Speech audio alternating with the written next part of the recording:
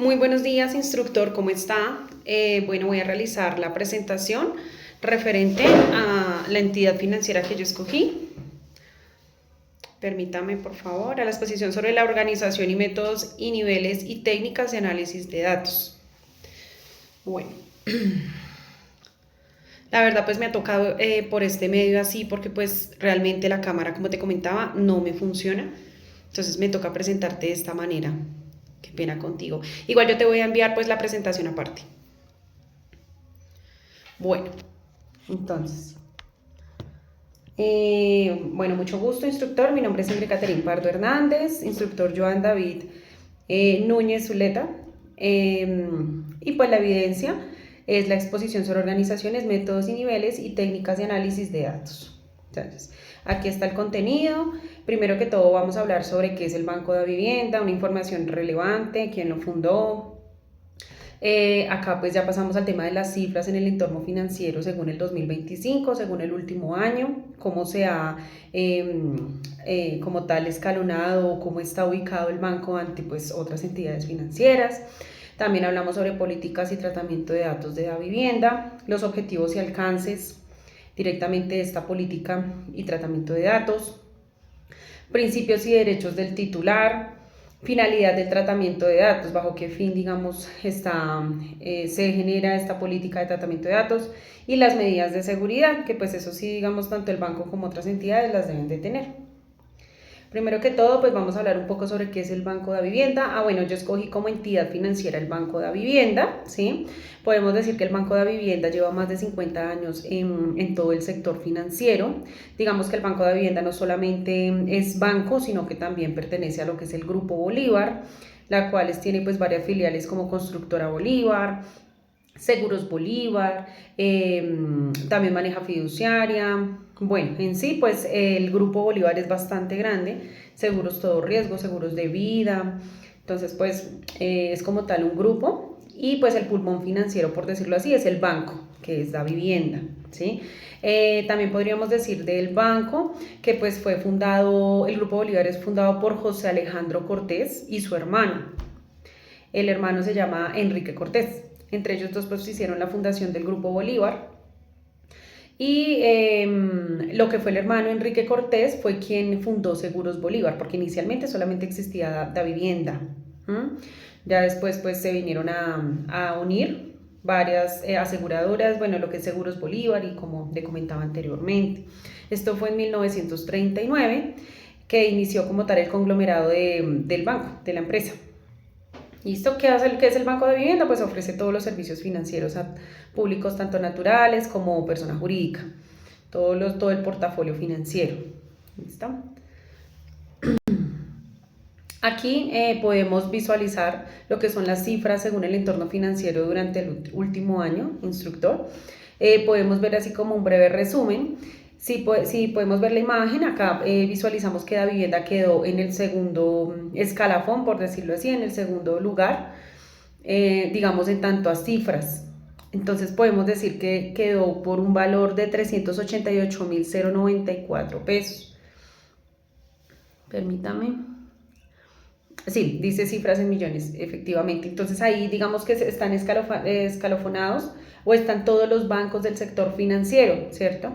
Y ahí están según las cifras, lo que, por decirlo así, movieron o cómo está directamente escalafonado el banco, ¿sí?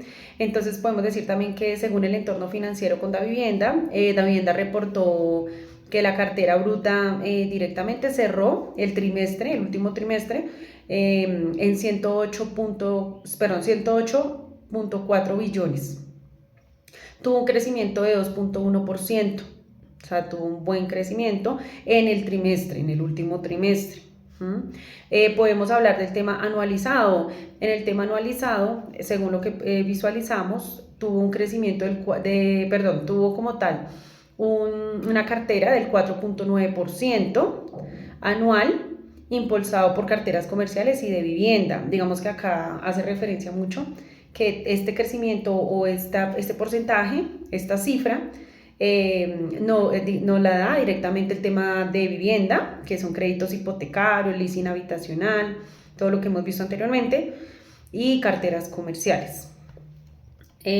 Bueno, también podríamos hablar del tema de las cifras en el entorno financiero, que como pues Davivienda maneja pues un portafolio amplio, ¿no? En todo lo que son compras de cartera, créditos, bueno, cartera comercial, todo lo que hemos visto anteriormente. Entonces podemos decir que la cartera comercial en marzo del 2025 tenía más o menos una participación promedio del 13.3%. Esa era más o menos la participación a marzo del 2025. Tuvo un crecimiento del 12.5% la cartera comercial de Davivienda. Entonces el crecimiento pues fue significativo. En Daviplata, como sabemos, Davivienda pues maneja como tal la billetera, un monedero, una billetera que es Daviplata. Entonces podríamos decir acá, según las cifras, indica que Daviplata tuvo el 18.518 millones de clientes. O sea, una gran cantidad significativa, digamos que pues tuvo un crecimiento en este caso. Bueno, según lo que dice, las transacciones monetarias superan los 600 mil millones. Y el aumento está del 50%, o sea, tuvo un crecimiento del 50% respecto al Daviplata. En el caso de la solvencia, podríamos decir que pues tuvo una buena solvencia en el primer trimestre. Básicamente aquí nos está mostrando el primer trimestre, porque pues estuve consultando, digamos, todo, pero como no hay cierre de año todavía, pues no nos aparece esa cifra exacta. Pero en la solvencia podemos decir que quedó directamente en el 11.18% en solvencia económica. Digamos que la solvencia total cerró en 15.62%. O sea, el trimestre está en 11.18, que fue el primer trimestre. Y la solvencia total quedó en 15.62%. Y la utilidad quedó en el 78.7%. Esa fue la utilidad. En la rentabilidad, perdón, hablamos ahora de rentabilidad. En rentabilidad, en 2025 quedó en el 5.68%. O sea, quedó en ese porcentaje.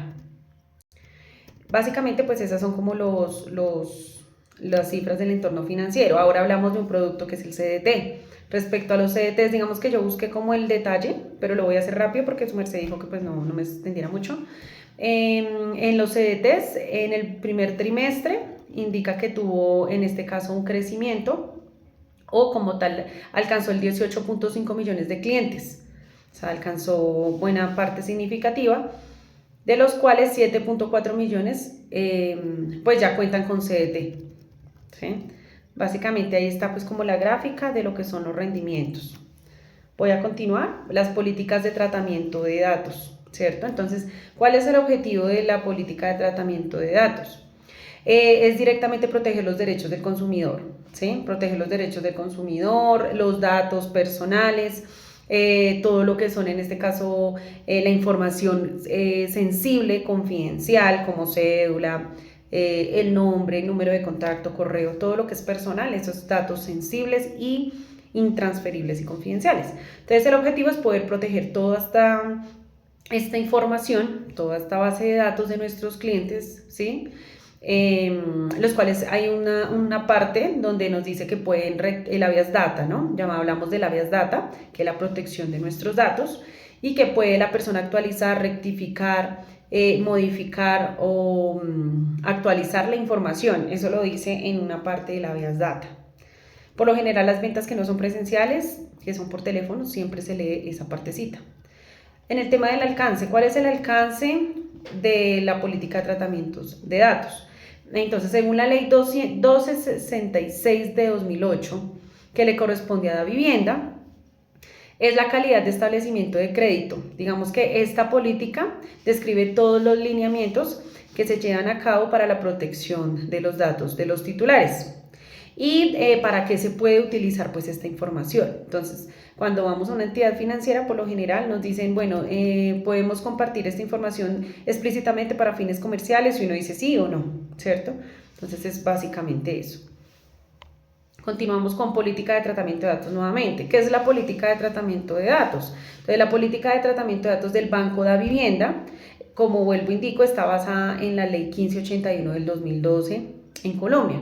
¿sí? Establece toda la información de datos personales de nuestros clientes, información confidencial y para qué puede ser tratada, para qué puede ser utilizada, bajo qué fines podemos utilizar esa información personal. ¿Listo? Acá nos basamos en los principios y derechos. Acá estamos hablando del consumidor, ¿cierto? De nuestro cliente.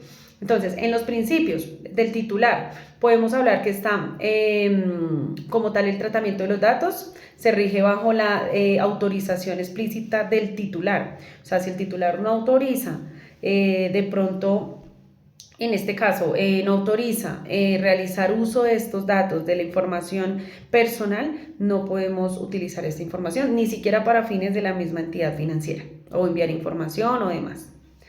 Ahora, entre los principios está tener siempre la información veraz, que sea con consentimiento directamente del titular, ¿cierto? Transparente, todos los procesos deben ser 100% transparentes y legales. O sea, realmente esos son como nuestros principios, que todo se base bajo, digamos, un buen manejo. Derechos del titular. En los derechos del titular, tiene derecho a actualizar, rectificar, modificar sus datos personales, tanto compartirlos como no, también está en total derecho, ya él decide, ¿sí? Y estamos aquí también en temas de finalidades del tratamiento. Entonces, ¿bajo qué finalidad utilizamos esta política de tratamiento de datos? Ofrecer y promocionar productos, que era lo que le mencionaba. De pronto telefónicamente llamamos, ofrecemos un servicio, un producto. Entonces esto hay que tenerlo muy en cuenta porque pues por medio de este tema comercial el tratamiento de datos debe leerse bajo un contrato.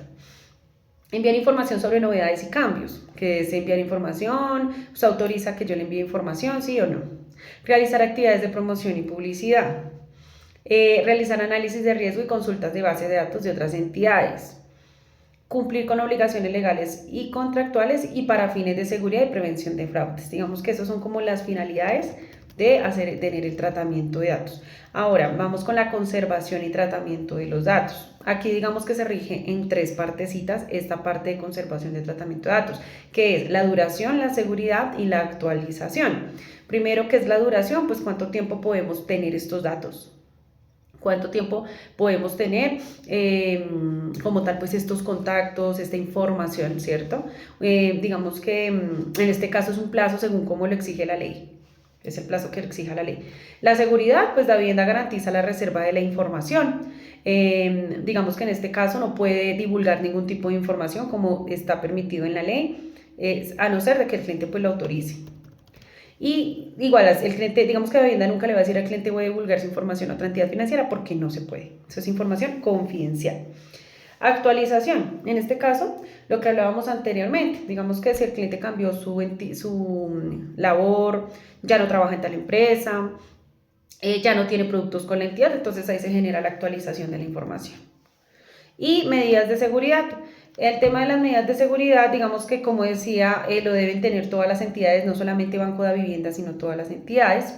En este caso, todo lo que son medidas de seguridad nos referimos a claves personales, productos con canales oficiales o no oficiales. Entonces, toda esta información de seguridad ya la debe tener el banco súper explícita, o sea, súper ya marcada.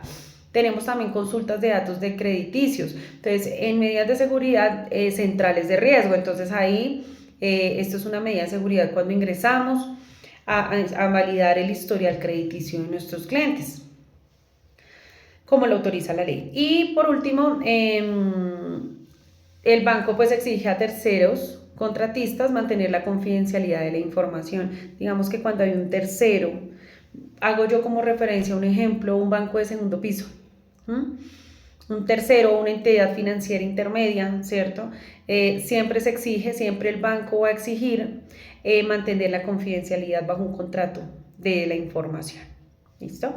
Entonces, básicamente es eso. Bueno, instructor, muchísimas gracias. Espero que le haya gustado mi presentación. Que tenga un excelente día.